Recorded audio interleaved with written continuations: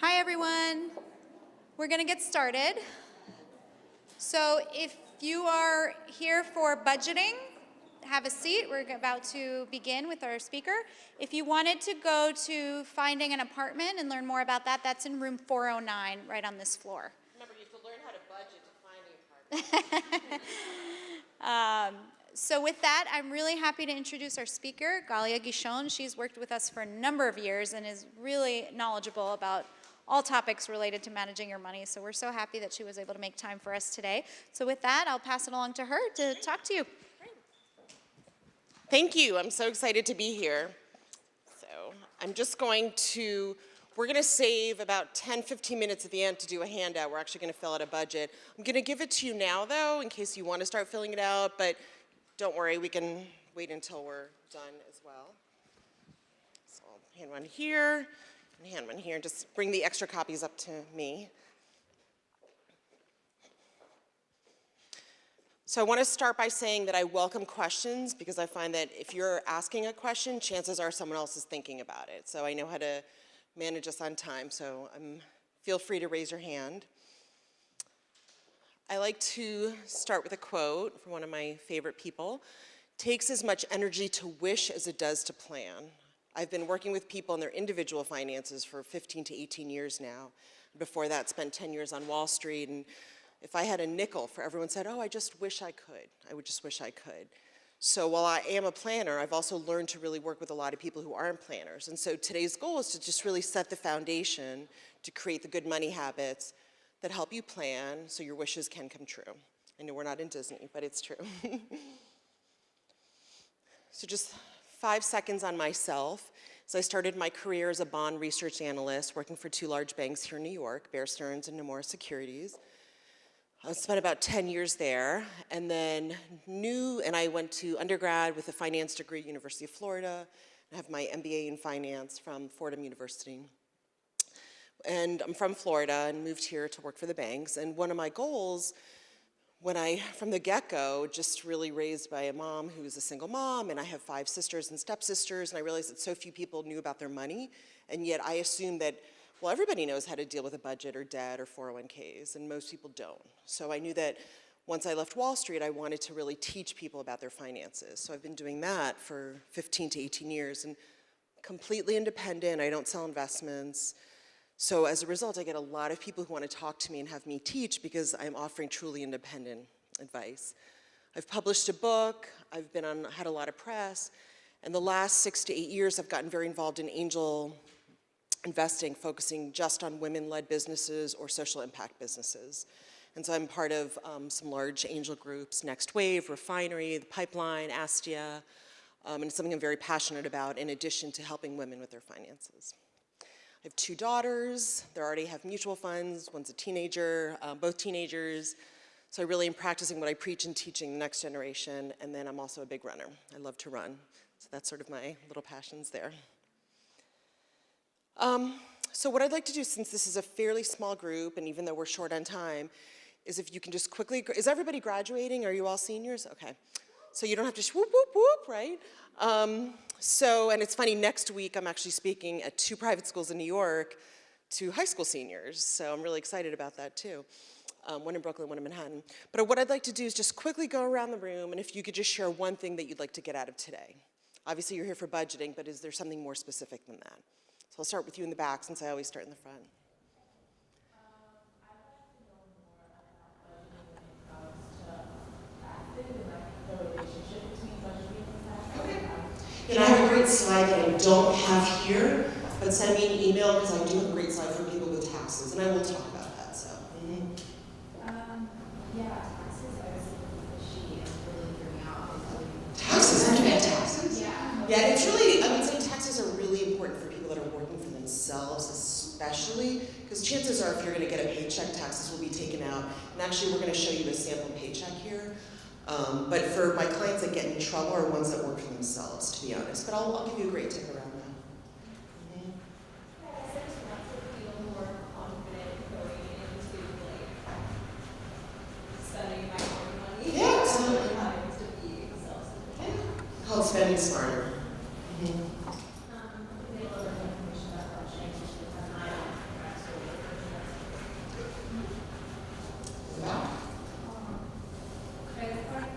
Credit card.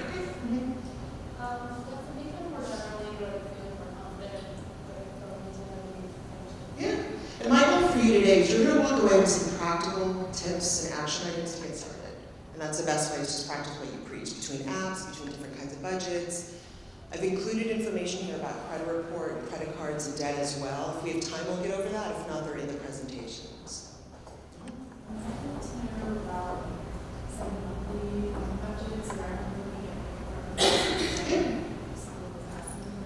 Oh yeah, I always work with monthly and I also do weekly, so. Yeah, I also want to hear practical advice on managing. Great. Same here, practical advice. Take her in here. Go ahead. Practical advice again, but also more towards financing grad school. Yeah, one of if we're going to talk about savings, I always look at savings in 3 buckets: short-term emergency, midterm, which is really 3 to 5 years. So it could be anything from saving for an apartment or grad school expense.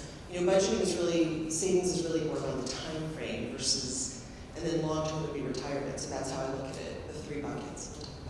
I'm going to say that priorities in terms of time-wise, and then also investment strategies and how you can do that while So we're probably not going to have time to talk about investing today, and I love talking about investing, and it's actually one of my passions, but I'm free to stay afterwards if you have some questions. More for credit card and consolidation, what's good ideas. Okay, yeah, if I don't get to it, feel free to ask me after, because I have some great suggestions. And also just general, not feeling uncomfortable, knowledgeable, and also motivated to go forward. Oh, you're going to walk out here motivated, I promise. I've read a lot of personal finance books. Awesome. Online, pretty extreme. Yeah.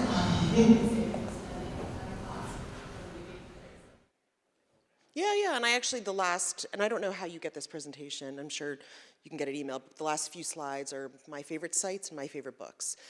And bottom line is I believe in moderation. I still want you to spend money and have fun, but also save and be conscious at the same time. So it's true, the extreme gets us worried. And yeah, I don't expect you to stay home and eat ramen noodles every night, even though it's my daughter's favorite dish, so.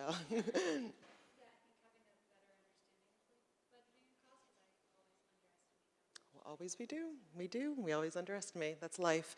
And the good news, what is your name, I'm sorry? Jacqueline, is that, this budget is for people who make 100,000, 10,000, 5 million a year. It really, the zeros don't matter. I mean, what you have on your side right now is everybody has time in a wonderful way, but at the end of the day, I follow this budget, and I've got 2 kids, and I'm saving for college and paying down a mortgage. So what we're learning today is the foundation. So what we're going to talk about today is why bother.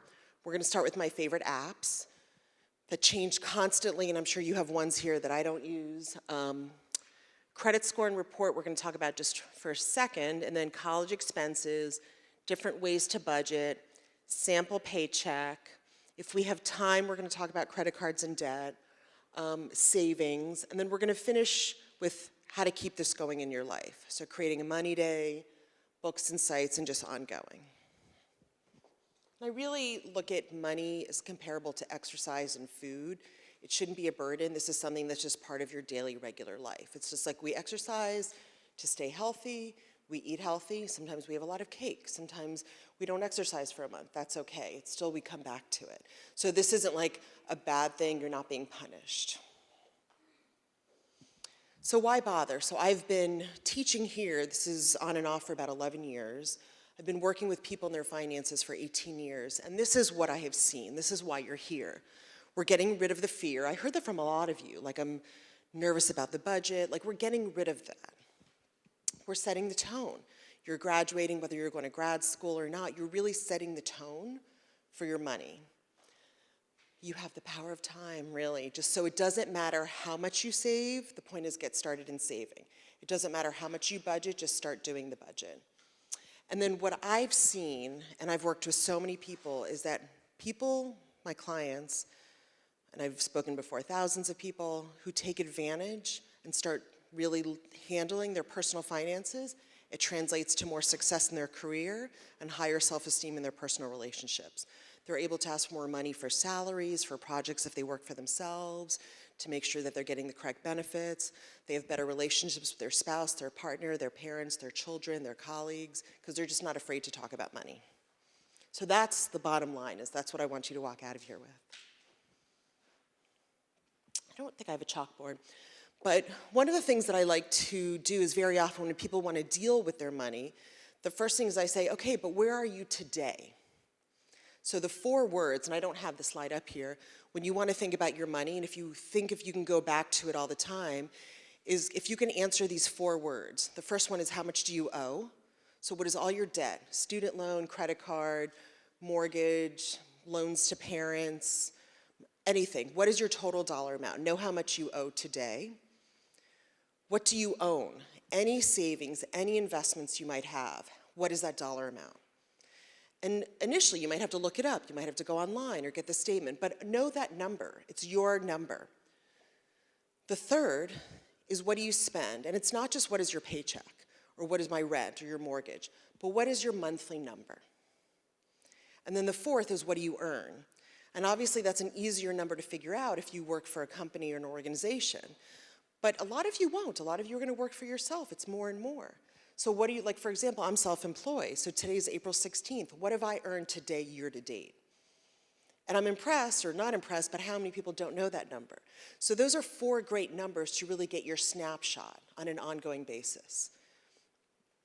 I'm a huge fan of apps, and I actually just updated this a few days ago. It's not one size fits all. Like, I've probably tried 30 apps on my own. Some cost money, some are linked to your bank account, but try them out. Have any of you tried any of these?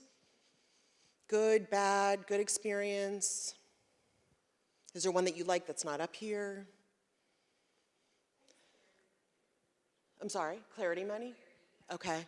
So most of these are tracking apps. Acorns is a savings app, and Personal Capital is pretty extensive. The one that keeps showing up, and it's a little bit cumbersome, but I swear this one keeps showing up on my list. So this is YNAB, You Need a Budget. And I've had this on my list for a few years. I actually like envelopes. It's pretty it's like the old-fashioned envelope method, but it's the idea if you want to set some buckets. Most of these you do have to link to your bank, so if you're comfortable with that, but that's how it's going to tell you real time in terms of how to really keep track of your spending, and also at the same time for savings. But I can't recommend it enough to use an app, because I think that it's just another, let's face it, we're on our phones, right, 24/7. So it's just another way to really keep track of where your money's going. And Expensify is if you work for yourself and you want to keep track of expenses for business purposes. So I have a lot of clients who are self-employed. Wally's sort of like the new hot one that I keep hearing about. And then Personal Capital and Clarity Money, and then Prism. Acorns, like as I mentioned, is just a savings app, or mostly focused on savings, like you can create savings. One of the things, and I don't have it on here, is Digit. And I have to be honest, when I was researching it, it kept showing up, but then I think they're starting to charge fees in addition, and I just didn't feel that, like I'm pretty cheap when it comes to money in terms of like, I hate to have people spend money like for fees, so I didn't want to put that on there, but it is a popular one. So this is, the reason I'm putting this up front is this keeps track of where you are today. Bless you, this says how much do I have investments or savings, and what is my current spending.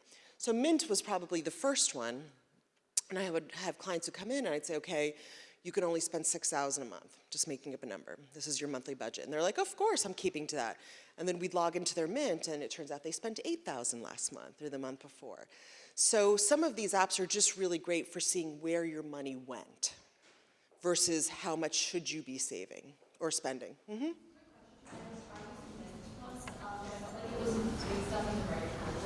Yes, I would agree with that. So you can set it up to put it into the categories. And I don't love Mint. I love it for the total dollar amount that it tells me I'm spending. That's what I like it for. But for budgeting and forecasting in the categories, I would agree with you. So I'm putting it on there to see, if you're already going to link to your bank accounts, why not do it a few different places? And they're all as secure as can be. I mean, say to people who are nervous, guess what, the information's already out there on the internet. So, and if anything, we'll talk a little bit about credit and such, but I agree with you that Mint is not great for the categories and for budgeting, but it's really great to see where your money went on a past basis. So any questions on this? Okay, so we're not, before we talk, does everybody here, has anyone here run a credit score, run a credit report? So it is essential to your next step. It is like getting a medical annual checkup and them not checking your lungs. Like, to not know your credit score or credit report, what you need it for is if you're gonna rent an apartment, if you're gonna look for a job, if you're gonna get a cell phone in your name. I mean, such simple, simple things. So you might not have a credit report or credit score now because you haven't, many of you have not done things in your name. So it is really important to get familiar with this. So there's lots of places to find it. The first one is annualcreditreport.com, which is the government agency. So you can basically, it's the 3 credit agencies are Experian, TransUnion, and Equifax. So you can get one of those reports for free every 3 months. It doesn't give you the score, but it'll give you the report, basically saying who you owe money to and how much and if you've ever been late. If you want to buy the report, which gives you your FICO score, and I'll explain that in a few minutes, myfico.com is my favorite place. So and that's outdated. It's either $59 for all 3, or it's $15 for 1. And I've been using that for years. I would not sign up for the ongoing. I would not sign up for the monitoring. I don't think it's worth it. And then these are 3 other sites that do offer other credit things that are really popular. Credit Karma, Credit Sesame, and Credit Wise. So this is a good first place to start to really see what is my credit report, what is my FICO score. If you have applied for any loans, whether it's grad school, student loans, they might have run a credit report on you, so ask for a copy so you don't have to keep getting that. So that can be a place to start. So if any of you are on financial aid, or if you have applied for anything, whether you've seen an apartment or a loan, they'll have run a credit report on you. So that can be a place if you don't want to pay for it. Absolutely. Yeah, you can ask them. You're at no now. I always tell my daughters that, right? Until you ask for it. They might say, oh, we just don't have a recent copy, or it's, and I would say that ideally you should run it once every 12 months. And if you run it more often than that, it can bring your score down. But running it once a year is not going to hurt your score at all. These agencies, the 3 agencies, Experian, TransUnion, and Equifax, are actually providing the raw data of your credit. So all these companies are just repackaging it. I'm sorry? Yeah, it's gonna technically, if you access it consistently and very often, it does lower your score. But doing it once a year or even twice a year is not gonna affect it.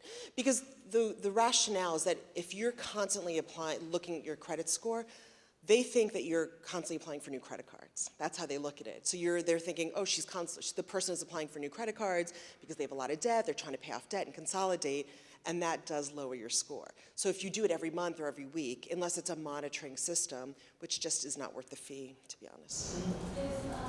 So if you open the app, is that considered?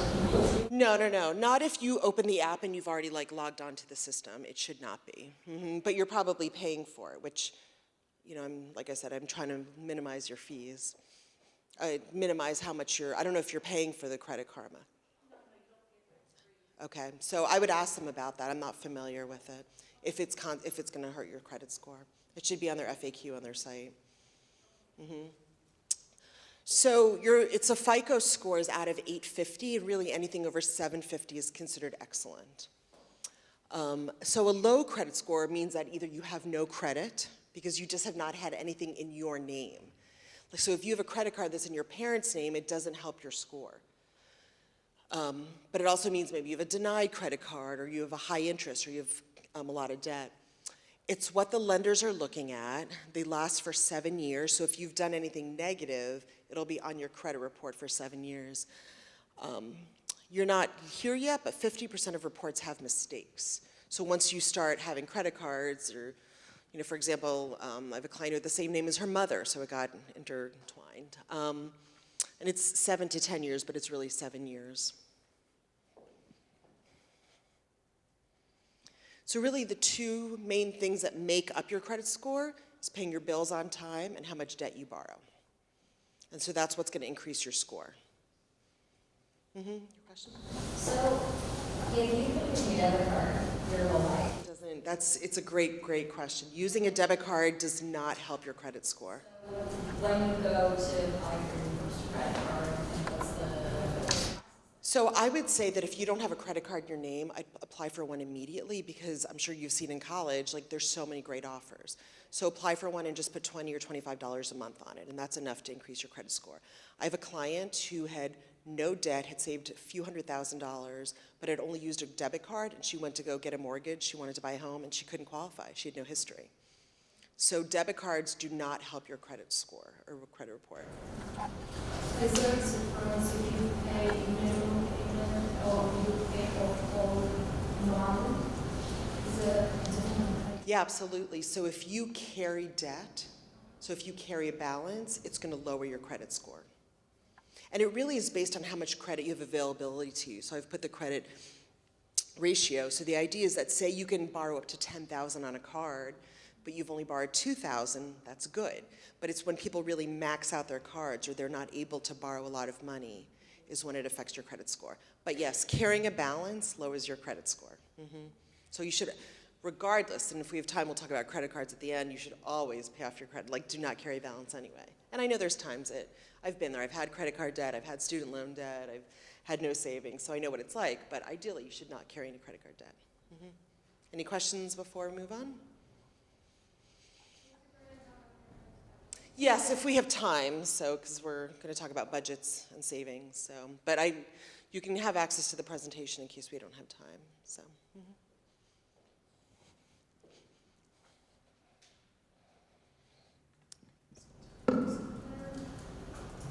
So, granted you're graduating,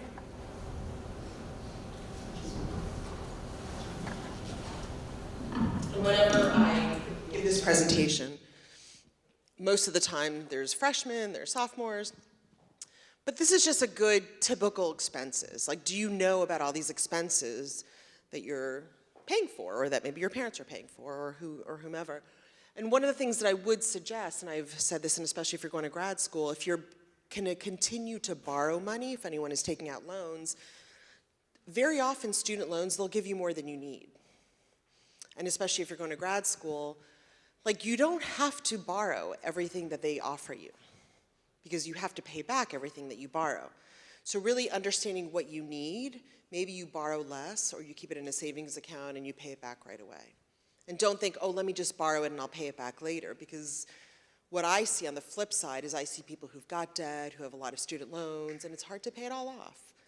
And you don't want it to be the burden. I mean, if you have it, that's fine. I've taken out student loans as well. But be sure that you're borrowing as little as possible.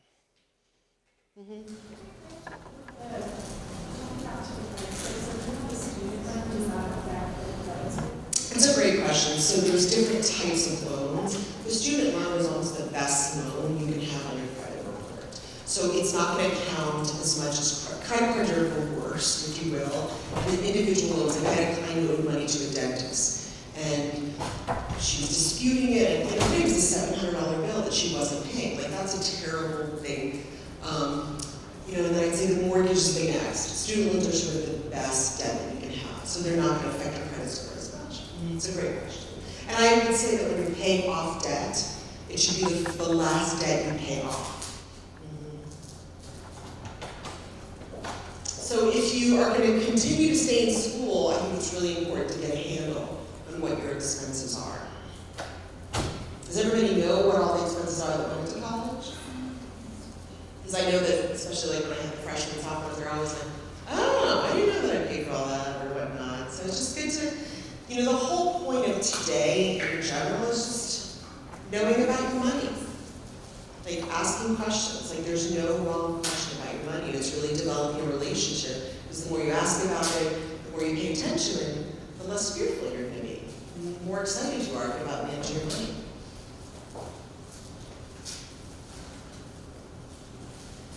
So when I first started working with individuals, clients, I sort of had my budget way. And then I do a lot of seminars for artists and freelancers and playwrights and film makers, and I realized that I guess it's not one size fits all. We all look at our money differently. So what I'm going to give you today is really 4 different ways to think about your money. So the first is, and it's not one size fits all. Like I have a few clients that only do number 3 and are just really, really fantastic at that. Is that extra copies of the budget? Okay, I just didn't know if are there any extra copies? Okay, I don't know, I just want to look it up. If anyone came in, you've got copies. And we're going to spend about 10 minutes filling this out. But the first one is, where does your money go? And that's using a tool like Mint, going onto your, and it's really like the 2 places you're going to find this is your bank account and your credit cards. Because how many of us use cash, right? I still do once in a while, but very little. Actually, there's a really great article that was in the New York Times that talked about being a cashless society. And it actually said one of the benefits of being a cashless society is it takes money away from people buying guns and drugs, like the illegal aspects. So I thought that was an interesting perspective. Anyway, not to digress. But where did your money go? Because very often, if you're, I don't want to say good with your money, because I hate to use good versus bad, but if you're in control of it, that you don't carry debt and you're a good saver, you might just need to say, okay, let me just get a quick checkup. Let me just see, where did my money go? And I'm always like, wow, I can't believe how much I spent on Amazon, or I can't believe how much I spent on taxis, or Uber, or Lyft, or I can't believe how much I spend in fill in the blank. But at the end of the day, I'm doing pretty good. I'm saving, I don't have debt, I feel like I'm in control of my budget. So maybe you just need number 1. And you can use a tool like Mint, or you can just download your statements to Excel. I'm a big, big fan of using QuickBooks or Quicken. So if you use, especially if you're going to have your own business, so Quicken for home and business is $50 a year, or $50, actually not even a year, every few years to download the new one. And you can just download everything from your checking account and your bank account and your credit card to Quicken, so you don't even have to data entry it anymore. But that just might be all that you need to do. Like, for example, I worked with a client the other day. She lives here in New York City. She's in her 20s, and she's like, how much should I spend on my rent? How much should I spend on my mortgage? So, unfortunately in New York, it's probably at least 50%, unless you're going to really live with 4 people in a room. But most people, about 40 to 50% of a paycheck or monthly expenses goes towards rent or mortgage, just because cost of living is so high. So maybe it's just number 1. Number 2, 5 places to plug. This is something that I do every 6 months, spring cleaning, fall, winter. So it's really just doing it a few times a year. So this is one of your exercises that we're going to do today. And I can't recommend this enough because things change. Like we get rid of landlines. Probably none of you will have a landline. Or maybe you're going to get rid of cable and do streaming. Or maybe you're going to say, wow, I get a manicure every week. I'm going to stop doing that. Like, it's not my job or my role to say what you should spend your money on or shouldn't. But by finding a few places to say, I'm just going to not spend in this area or cut back, you can find an easy $50 to $100 a month to cut back. The third is just for savings. Like, anytime you get paid, boom, take 20%. And I gave 20% as an example, but maybe you take 10%, maybe you take 50%. But you get paid, you put that money into a separate savings account. It's just, and I have 2 clients that have been doing it for years and have saved a lot of money. And it was just a forced way to save. So we'll talk about the different savings and what to do with it. And then the fourth is it's a little more comprehensive, and it's what we're going to fill out, but it's creating a weekly spending amount for your variable expenses. So you have a weekly amount to live on for your food, your clothing, your entertainment, and by keeping that, it lets you live within your means and save money. And I still do it now to the day.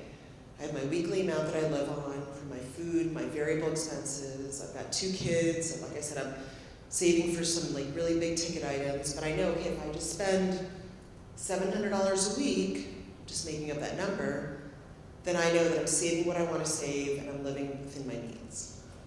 So that's the fourth one, which is more comprehensive, but it's actually easier to do on a weekly/monthly basis. So these are the 4 that I like. And by the way, I do a combination of all of them as well. So the first one is just seeing where your money went.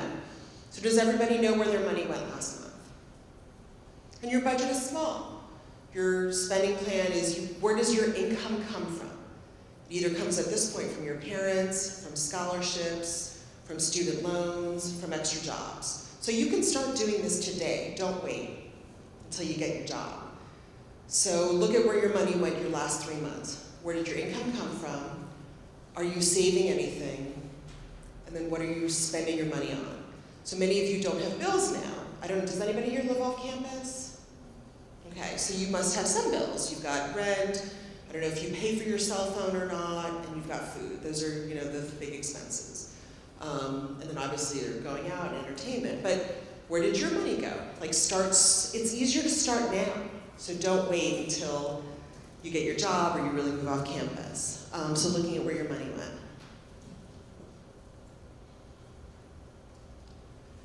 So the 5 places to plug, and again, some of these might be, has anyone here read a newspaper? Or I should say, I don't mean read a newspaper, read a newspaper paper-wise, unless you buy it getting on the subway or not, but newspaper delivery, your phone. So I call Verizon every 6 months and I say, what can you do for me? I've got 2 daughters now on a cell phone plan, so the 3 of us share a cell phone plan. Data goes up, the phone usage goes down, but I always get more for what I'm spent the same amount, because the phone plans are constantly changing. Utilities, have you ever had late fees? Yes, we had. Beauty treatments, are you spending a lot of money on your hair, on your nails, on facials, whatever? Just, again, can you maybe do it every other week, every other month? Like I dye my hair, so I go to the hair salon every 3 months, and then I color at home in between. So it's just a way for me to save some money there. I can say that because I'm a little bit older. Cable, internet, Netflix. Are you even, maybe you're streaming, but maybe you're paying for streaming that you're not even using, or maybe you're still paying for cable, or maybe you're paying for Hulu or whatnot. So it's just another way to say, let me manage my expenses. Eating out. So eating out is obviously a big place where money goes. So maybe think about, okay, I'm only going to pay for eating out when I'm with somebody else. So I'm not going to pay for eating out when I'm alone. Or I'm going to put an amount around it. For me, I love to eat out socially, but I actually don't like to eat out alone, not because I feel like I'm wasting money from that perspective, but if I'm with somebody, whether it's, so social for me is so hard, as I work full time and I have 2 kids, so for me, when I get social with a friend, it's so special that I'll spend what I spend. It's a priority for me. Pet care, if you have a pet, how are you paying for that? Gym, vacation, fixed expenses, you can absolutely lower your fixed expenses. And then just insurance deductibles. So what are your 5 places? So that's going to be one of our exercises. So if you want to start filling that out while I'm talking, or I'll give you time as well. But again, this is a great exercise to do twice a year. And if you look at it this way, if each of these, if you can find 5 places that saves you $20 a month, that's $100 a month right there that you're saving. And in 10 years, that's $18,000. So a way to think about it is, does everybody have an extra $100 today? Most likely, especially when you start working. $100 a month isn't that much money. But does anybody here have an extra $18,000? No, probably not. So think about when I start saving, and I'll show you some great tips on saving money, but think about how much can I really start saving on a monthly basis? And put that in your budget immediately. Even if it's $20 a month, $50 a month, $100 a month. And that's the habit that I want you to start thinking about.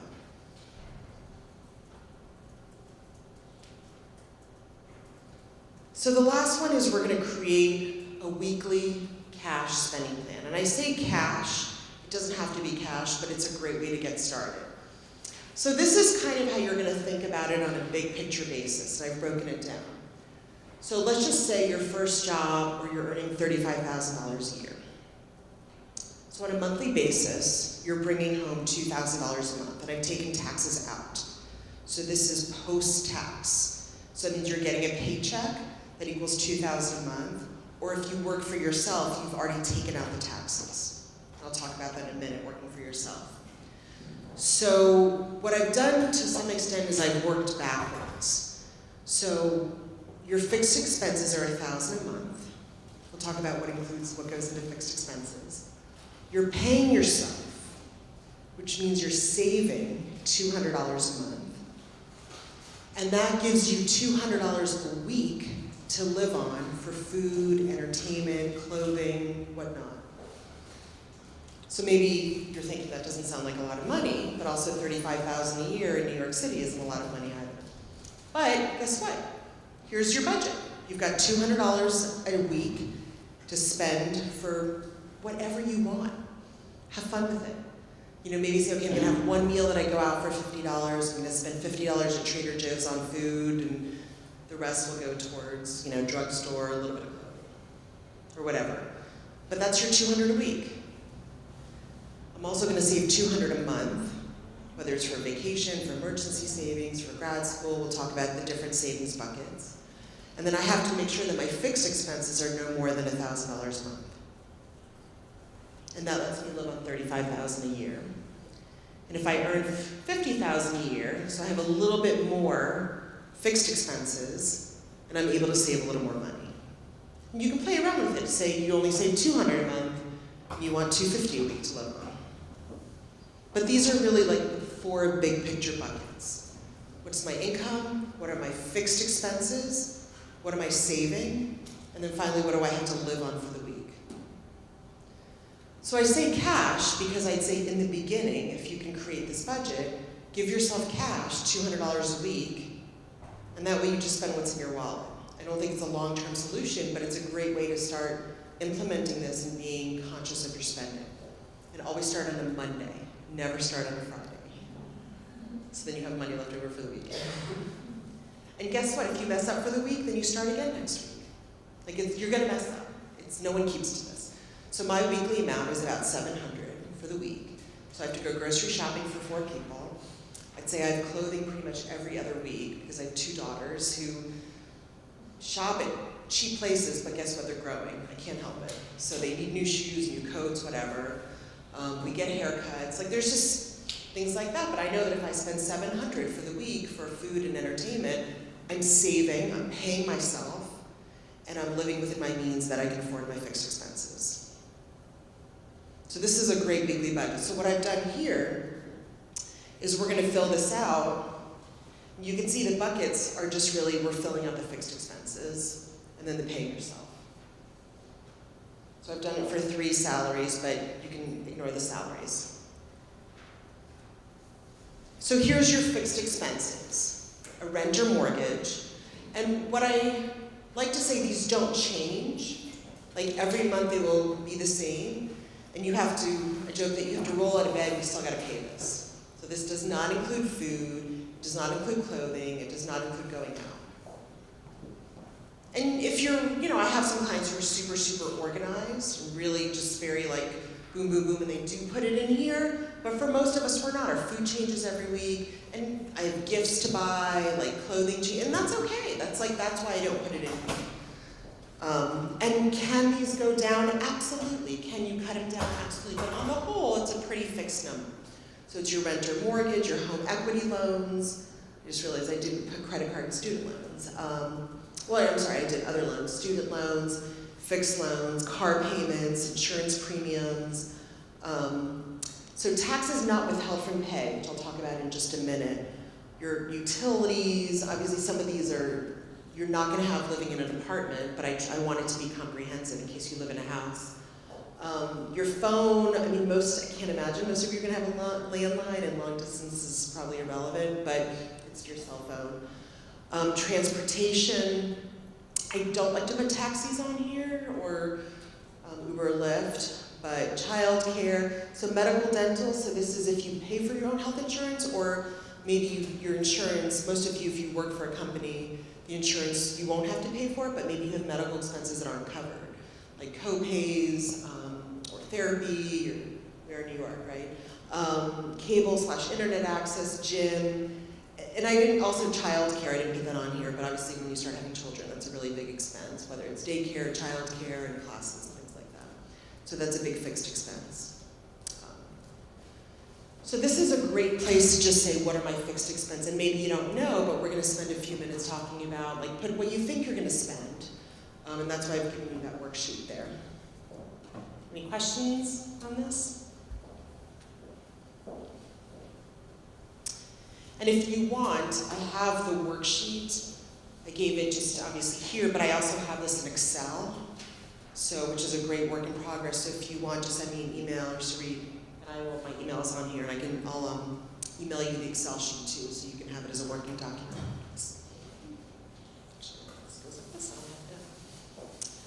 So the way you think about it is the money that's left over, then you can create a weekly cash allowance. And again, I'm using the word cash, and there's different ways to think about it, but it's for groceries, for eating out, for books, drugstore, beauty.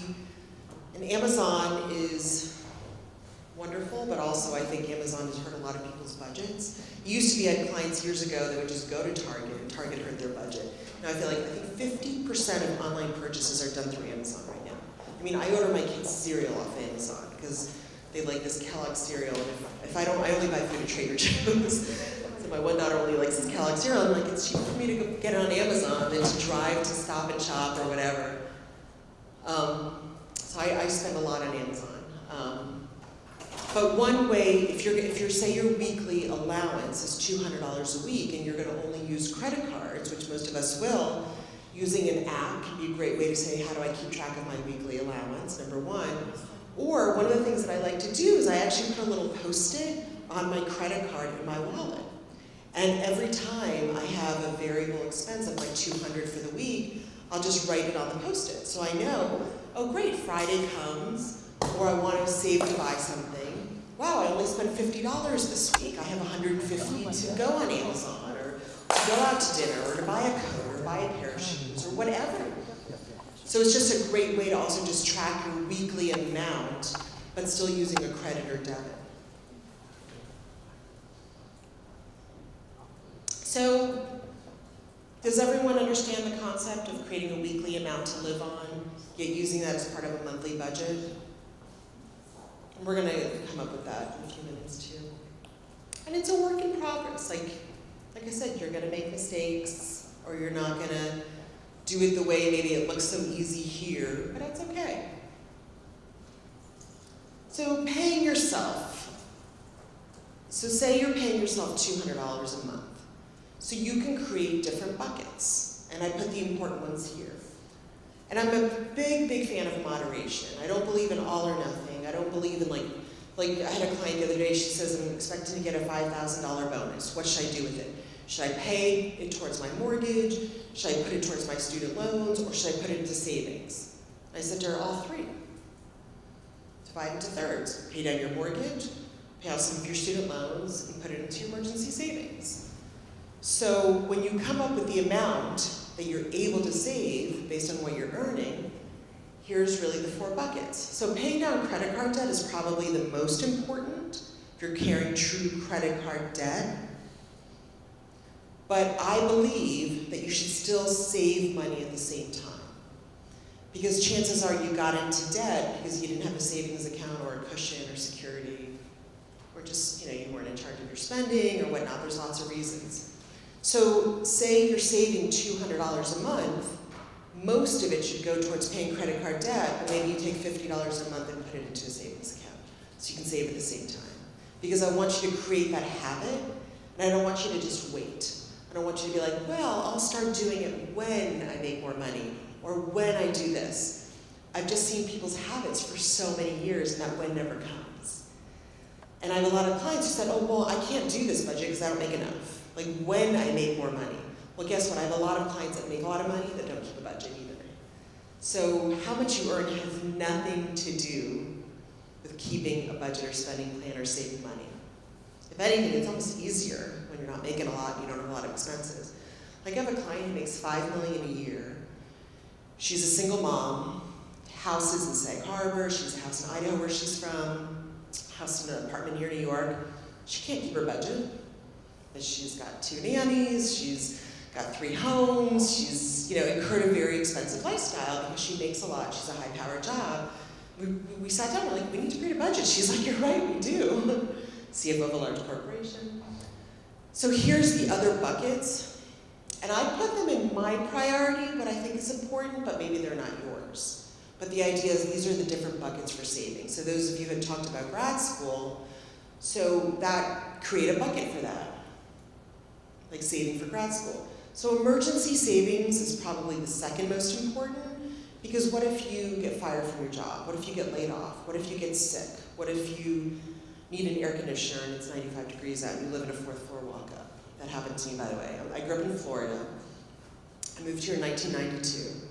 I just assumed every apartment had air conditioning, because in Florida, I mean, air conditioning it's just non-negotiable.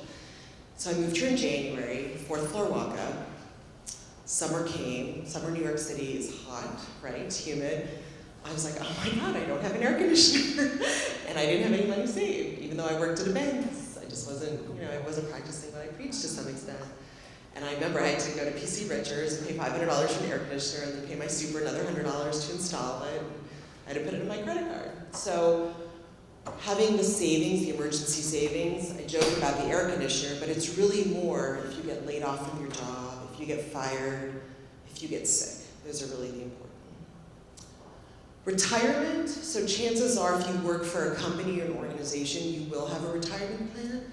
But if you don't and you work for yourself, you've got to start saving for retirement.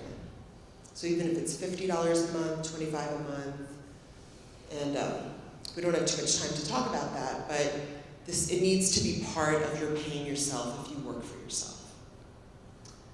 And then the last bucket is your midterm expenses. So those are not your emergency, not retirement, not paying off debt, but this is maybe you want to save for grad school. And for those of you who talked about grad school, it seems like it's much more important and relevant. So maybe that's your part of your emergency savings, but a lot of people want to save for a home, a lot of people want to save for a vacation, a lot of you have big expenses, so that's emergent, that's your midterm. And being that I am pretty organized, and I think this has helped a lot of my clients, is in a few minutes we'll talk about online banks. You can actually create 5 different savings accounts at these online banks, or even if you bank at Chase or Bank of America or Citibank, like open different savings accounts. They don't cost any money. So open one for emergency savings and open one for your midterm savings. And then if you work for yourself, you should also open one for taxes. But create, like I have a client who's got like 5 different savings accounts. She loves to take personal growth seminars every year. She has one for taxes. She has one for down payment. And she just puts, $25 or automatic savings in these different buckets. So if that helps you get more organized, why not? Because very often if you put it all in one savings account, it gets confusing. Is this for taxes? Is this for down payment? Is this for emergencies? Is this for my vacation? Like, I'm giving you permission to save for vacation. Go on vacation, have a great time. I love to travel, love to travel. So, but I just want to save for it. So Elizabeth Warren, before she was she's a senator, she represented, anyway, she's congressperson from Massachusetts, and she worked for, I forgot the government agency that dealt with like the FDIC, and she wrote a book called All Your Worth, which is a great book. It's, you can buy it used on Amazon for probably $1 right now, but part of her book is just the percentages, which is very similar to what I'm suggesting here. So just for the example there, the take-home pay, the savings, and then the wants. So the fixed expenses, the savings, and wants. It's just another way to say the same thing. Skip that, but that's just what the W-4 looks like when you fill that out. So let me just quickly talk about taxes for a second here. So the idea is that if you work for yourself, how many of you are planning on working for yourself after graduation? Okay. Maybe you work for a startup. I mean, most times if you work for someone, they're gonna take taxes out, but if you work for yourself, you have to pay your own taxes. And so the first thing you need to figure out is, what is my tax bracket? And I would say minimum, assume 20%. It's usually higher, but especially if you're not earning a lot and if you have a lot of deductions. And I would strongly, highly recommend, if you work for yourself, you've got to get an accountant or CPA. And you can do your own taxes on TurboTax, but at least set up the first appointment with an accountant or CPA. But the idea is that you want to, so anytime you get paid, so if you get paid $100, $1,000, project, $10,000, you immediately take 20% minimum and you put that into a separate savings account. and that you need to pay your taxes quarterly. Because if you pay once a year, you're gonna get hit with a penalty from the IRS because you're gonna sort of owe too much money. So that's why every time you get paid, take 20% out. You might need to do more, like my tax bracket is 28%.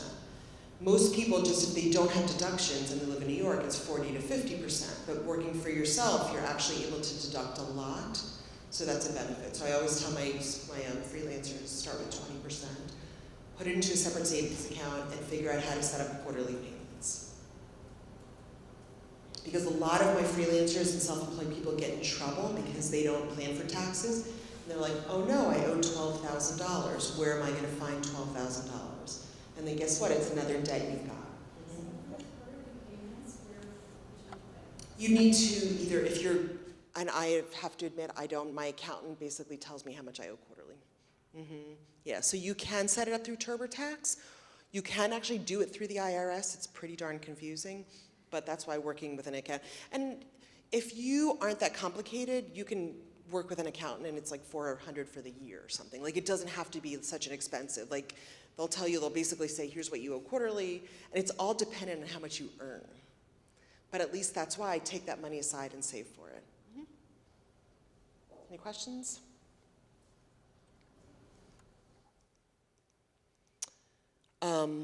So here's just a sample paycheck. So if you work, So as far as I understand from freelance, if you invoice a client, say for less than $600, you don't have taxes on that?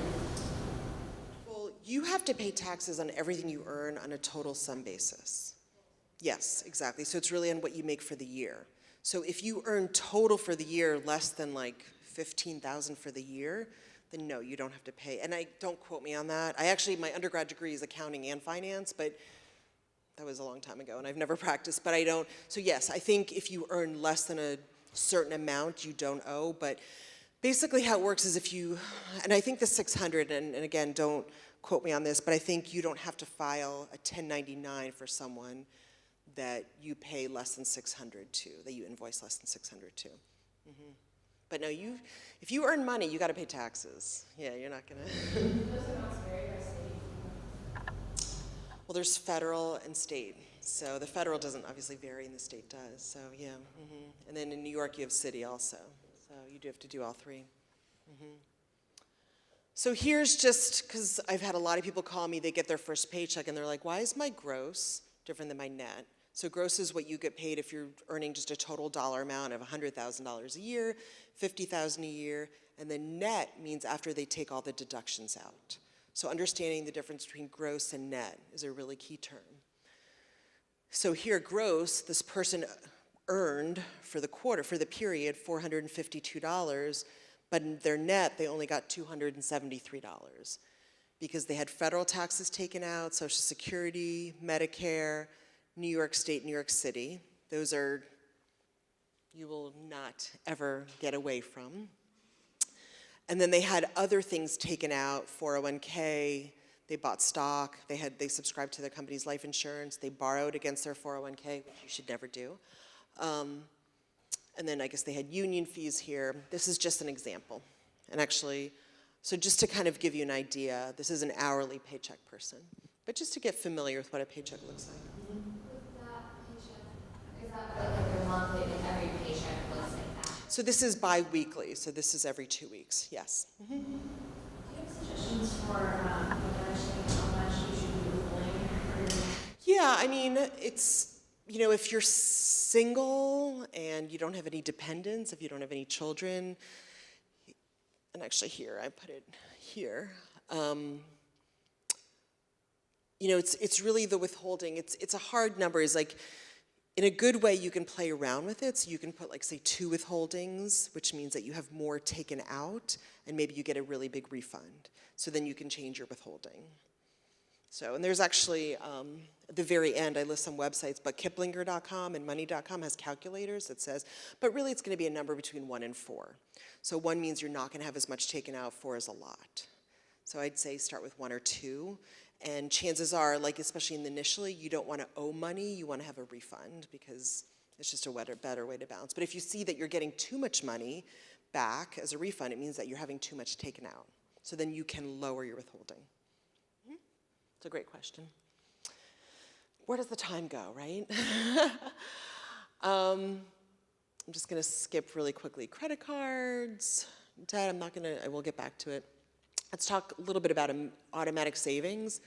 I cannot express how important I think it is to set up automatic savings. And again, a lot of people feel like, well, I don't make that much. Then start with $25 a month. Because people who save automatically save more. And what I love it is, like, when I first started giving seminars, it was 2001, and like 5 years later, a client came up to me and she's like, I attended your seminar, I've got $17,000 that I set up automatically. Like, you forget about it. You really, really do forget about it. So these are 3 online savings accounts that are earning about 1% and more. So you can bank anywhere. You can bank at Citibank, at Chase, at Bank of America, at a Union, not a Union, what am I blanking, credit, blanking on the name of, like a municipal bank, which they don't have too much in New York, but they do at, outside of New York City. And so what I like about these online banks, they're FDIC insured, but what I like about it is the money's a little bit harder to get to. So you can, basically, if you need the money, you go online to these banks and they just transfer it back to your checking account, and it can take up to 3 days. It's usually the next day. But have you ever gone to the bank and it says, would you like to take it from checking or savings? You're like, checking's a little low, I'll get from savings. So you don't have that ability. And you can also set up different accounts, but also they pay a higher interest rate. And so these are 3 great, so they're linked to your checking account. So you can just automatically say on the 1st of the month, on the 5th of the month, on the 15th of the month, take $15, $25, $50 from my checking account and transfer it. So it's just a great way, even if you plan on saving $200 or $400 a month, why not set up $25? You won't miss it. I guarantee it. And even if it just goes to your emergency savings, or you can have it go to different buckets.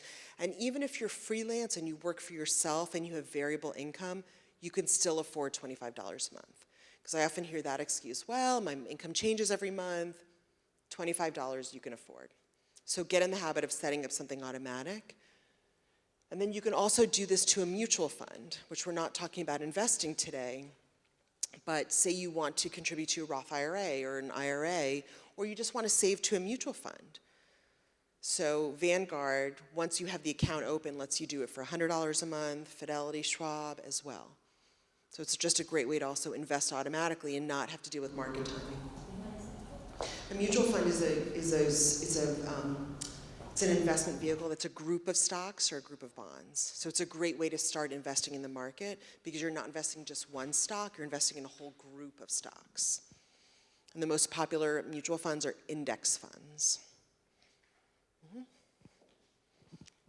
But that's the investing talk, which I gave last month. I'd love to talk more about it too, but you can ask me questions after. So this is just automatic savings. So while most bank accounts are paying 0.25 to 1%, I put 6% here because that's what the market is earning. And again, what I really want to show is, do you have an extra $200 a month? Most of us, when we're working, we do, but do you have an extra $33,000? Of course not. But the idea is that if you can really find that monthly amount to save, whether it's $25, $200, in a short period of time, you can really save a lot of money. So don't count on like the big bonus, the big paycheck. Really think about how much can I save monthly. And if you get a bonus, wonderful. And if you get an extra big project, wonderful. And you can add to that. But also think about on a regular basis, how much should I be saving every month? I always tell my clients, if you don't pay yourself, nobody else will. You can have the best job with a paycheck. You still have to pay yourself. No one is going to save for you.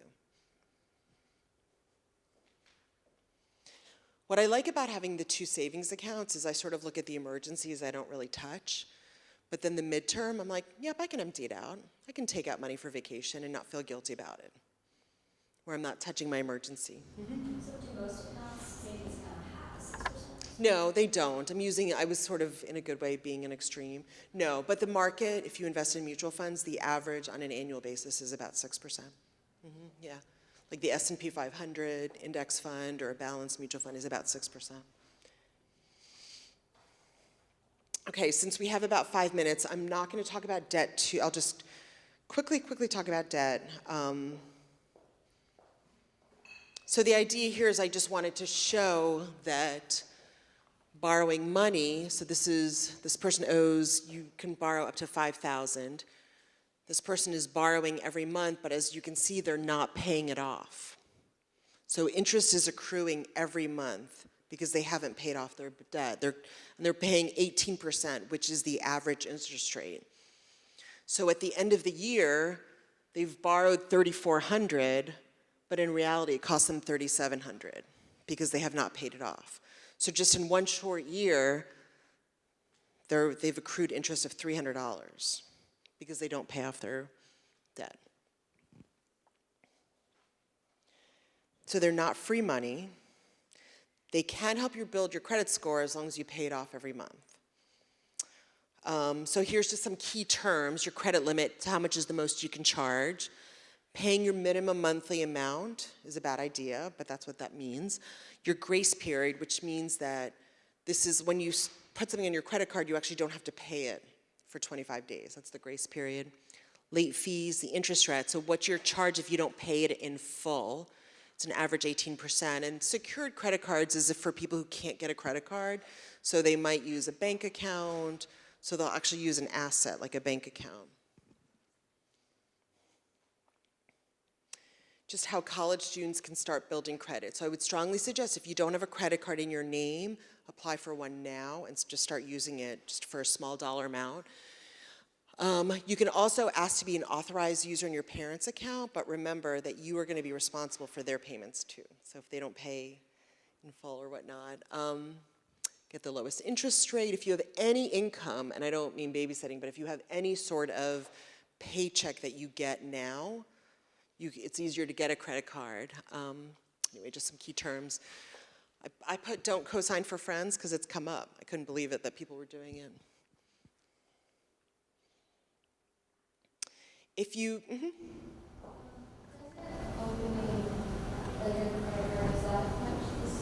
Absolutely. So again, I'm going to go back to my moderation. If you open one credit card every 6 months or a year, you're fine. It's for people that are constantly opening new credit cards because they're transferring balances. So for people who have a lot of debt and are just transferring balances, that's when you shouldn't continuously be opening credit cards. Or if you're opening 5 new credit cards at a time, or if you open department store credit cards, those are bad things to do.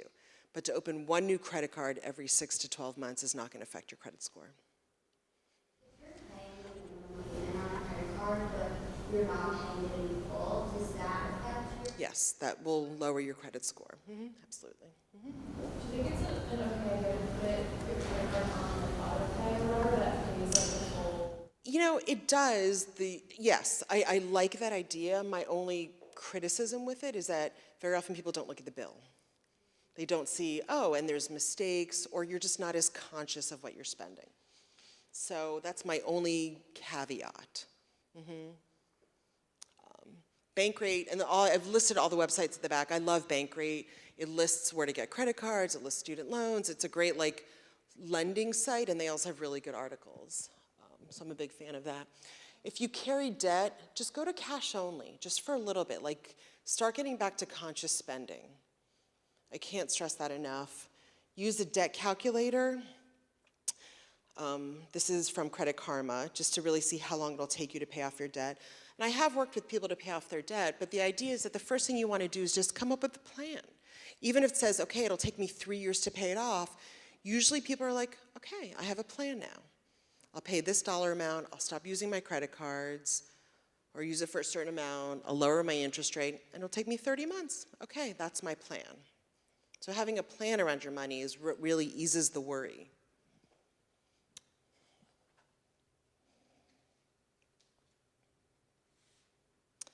So if you get this presentation, this lists a lot of the sites that I had talked about.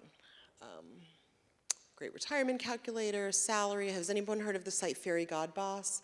It's like a new startup site that talks about how much people are getting paid at companies and benefits, started by 2 women. The 2 places for your credit score and debt. I'm a big fan of calculators like Kiplinger.com, Money.com, Feed the Pig, terrible name, but it's the AICPA. Bankrate, Time, which owns Money Magazine, and they have great calculators, Bankrate. My favorite articles is the New York Times Your Money article that comes out, I think it comes out every Saturday. Two writers, Ron Lieber and Tara Siegel Barnard, and they're really writing for like the middle-class layperson. I love their articles. I find that they're not written for like the wealthy person. They actually have an article for wealth, but Ron Lieber and Tara Siegel Barnard, and he's had kids recently, so he really focuses on kids and money and such, but Tara Siegel Barnard is a single woman. She's writes for that single woman mindset, but it's online, so you don't have to get it. There's so many blogs out there. Wisebread, I think, is probably the more budgety one, and then Daily Worth. Does anyone know Daily Worth? So it was started by a great woman, Amanda Steinberg. But there's so many. So these are my favorites that I've been following for a long time.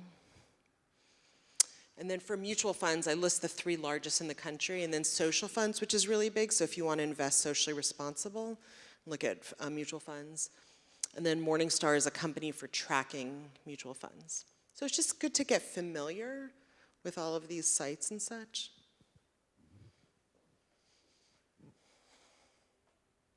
So this is really, really important because, let's face it, most of us don't really want to deal with our money, right? But it's not going to go away, and especially as you start making more. Like, think of it as like, how can I have that money doesn't control me, but I control my money? And so what I want you to think about is how can I implement money habits in my life on a weekly basis? And it's really 30 minutes a week, and by the way, the more you do it, it's really like 10 minutes a week. So pick one time a week. Do not pick Sunday night at 10 o'clock when you're exhausted, especially if you have a spouse or partner. It's the worst time to talk about money. I'm a morning person, so I usually do it Monday morning first thing, like kind of like before my house gets up, like 6 o'clock I'm up. And really, if you do this every week, it's not going to take you that long. So the first thing is pay any bills that came in. You're not going to have that many bills, but if you do this every week, you have 1 or 2 bills, you go online, you pay the bills. It reduces late fees, you're in charge of your money, you're going online. If you have not figured out your weekly cash allowance, or maybe a freelancer, you're saying, like a lot of my freelance clients have 2 weekly amounts. They have, you still have an amount, like say you're like, oh my God, I haven't had any new work, I'm short on money, so you might only spend $200 for the week, or maybe you're feeling great and you spend $500 for the week. So they sort of have their feast or famine based on variable income. But the idea is that every week you're like, what am I taking out for the week for my variable expenses, the weekly cash? Check your balances. Go online and check your balances. It's the best way, by the way, to deal with identity theft. There's nothing better than really going online and seeing where your money's going. If you aren't setting up savings automatically, that's when every week you would transfer money from checking to savings. And then read an article. So what I like about doing this once a week is that when you have bills that come in or savings, you just say, you know, I'm just going to deal with this on Monday. I'm just going to deal with this Friday, or whenever your weekly amount is. Read the article. I gave you here the Saturday business section. And then if you can, do something long-term. So maybe it's, okay, I need to figure out mutual funds. I need to look into life insurance. I need to sign up for my 401k. Like something that is a little bit of a bigger project, and maybe you're not going to get it done every week, but maybe you'll at least get the paperwork going. And bookmark the sites. But that way, the rest of the week, you don't have to deal with your money in a good way. You can think about earning it, having fun, keeping the weekly amount, but then you don't have to deal with sort of the minutia that kind of gets us in trouble or just we don't want to deal with.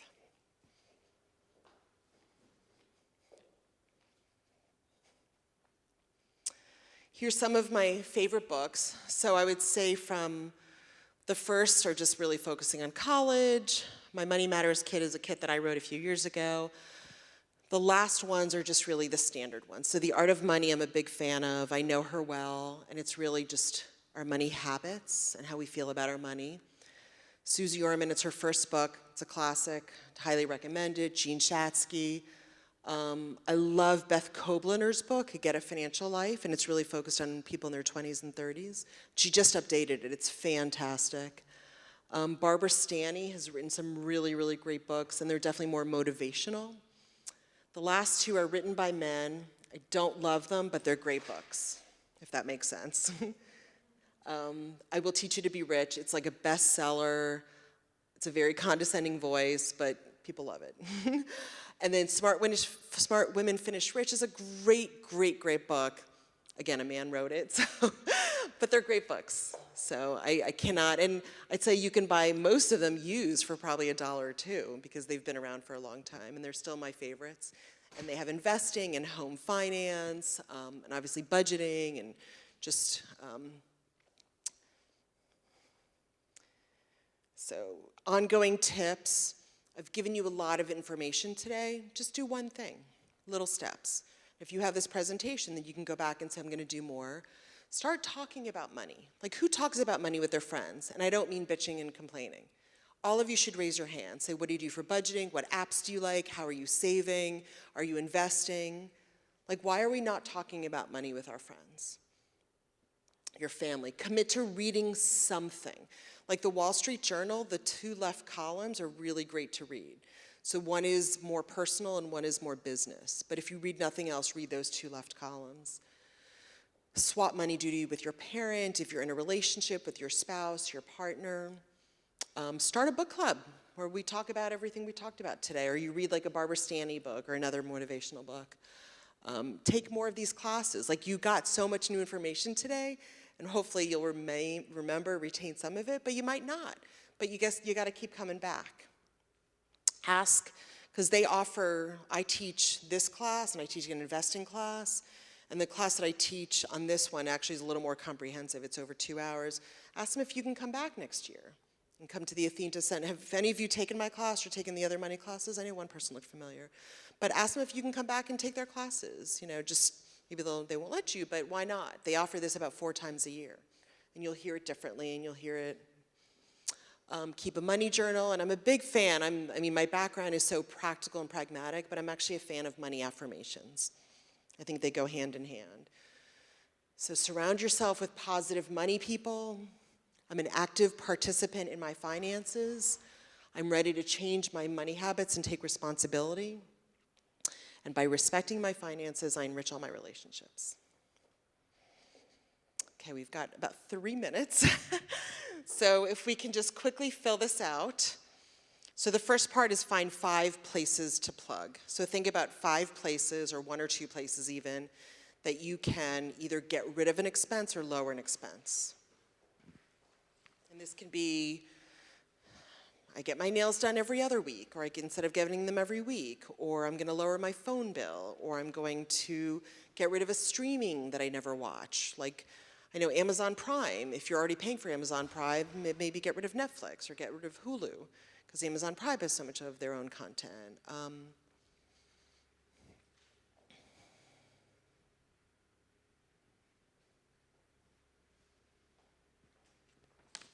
of these? Here you go. If you want to take more of these, I mean, that way you can play around with them.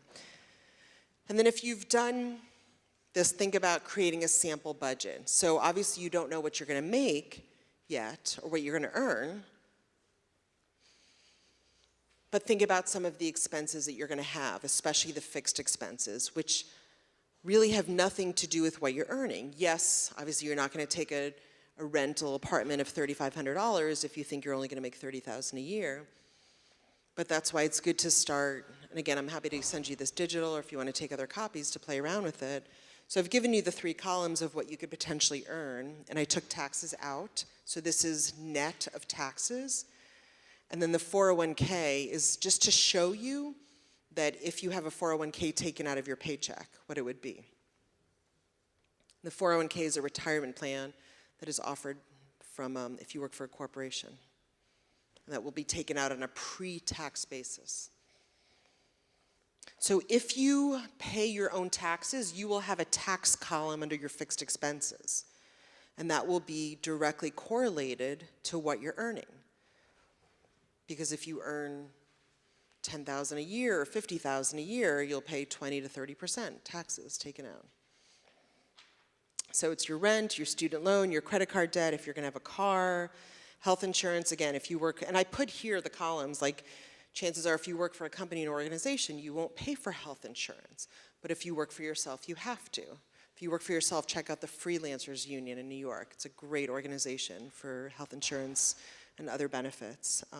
It's a real visionary who started it, Sarah Horowitz. Medical, dental, if you think you're gonna have out-of-pocket medical expenses, whether it's co-pays or prescriptions, like I have a lot of prescriptions and it's a $5 copay. So it's not a lot, but it's $25 a month. Utilities, cable, so I've given you some examples here. Cable, and maybe it's streaming these days. Most people don't even have cable. Your cell phone, if you're paying for it yourself, or if you're not, transportation. So maybe you walk to work, maybe you use a bike, maybe you pay for the monthly, $150. Gym, I didn't put anything here, but these are other expenses. So you can see here, this person's fixed expenses are $950.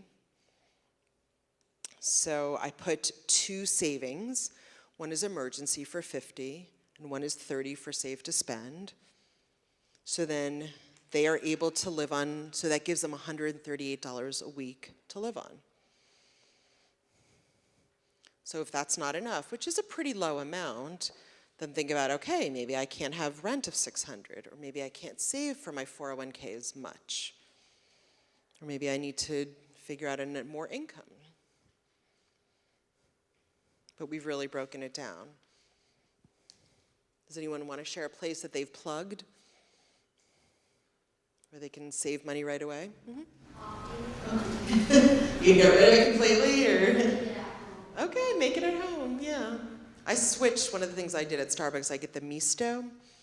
So it's cheaper than a latte, but it's more expensive than a regular coffee. So a Misto is just a drip coffee with steamed milk. So it's just a way for me to still enjoy the steamed milk, which I love, but their coffee's so strong that I don't have to. The other thing that I do is I ask for a tall coffee in a grande cup because I add a lot of milk, and so they charge me, and they always put it in a bigger cup. And I'm just getting a tall coffee, but then I have room for milk, so I'm not spilling it. 2 little tips on how to save more money. So anybody have any questions on this, or do they feel like they know how to fill this out? And unfortunately, we have run out of time. I wish I could keep going.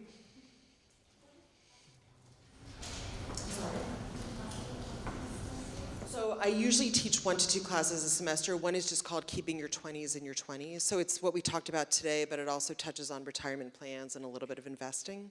So it's just a little bit longer. And then the second class I sometimes teach is just a straight investing class. So it's just mutual funds, stocks, ETFs. So. Is that something that you teach? No, I just teach it through the Athena Center, and I just taught it about a month ago, and then, sometimes I teach it in the spring, in the fall, so you can ask them about it. So I know, and people ask me sometimes where these classes are offered otherwise, and it's not many places, to be honest. So, I mean, a lot of banks and such offer these classes, but then they're trying to sell you products, which, if you could just take it at face value, they do have good classes, but unfortunately, the personal finance classes aren't really taught in many places, So I know we've got so little time, but I'd love you to just quickly go around the room again and say one thing you're going to do based on what you learned today. So we'll start with you in the back in the red shirt. Well, I'll try shopping food every other day, so I don't have to spend so much money on Okay, great. I think the idea of saying, okay, here's one action item I'm going to take right now makes us feel like we're moving forward. Mm-hmm. Okay, great. Mm-hmm.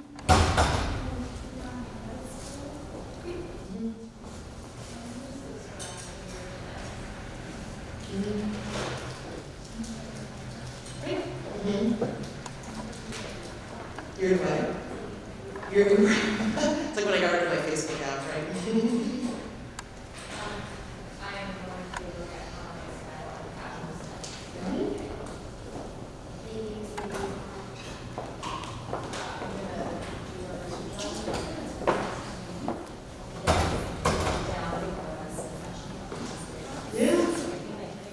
I mean, there's something to be said for creating a money journal, just writing down where your money goes. I wouldn't suggest it all the time, but doing it for a week or two, it really brings clarity.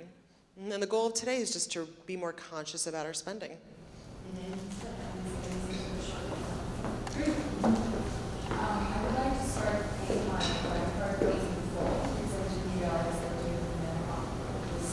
Yeah, you're earning a lot of interest.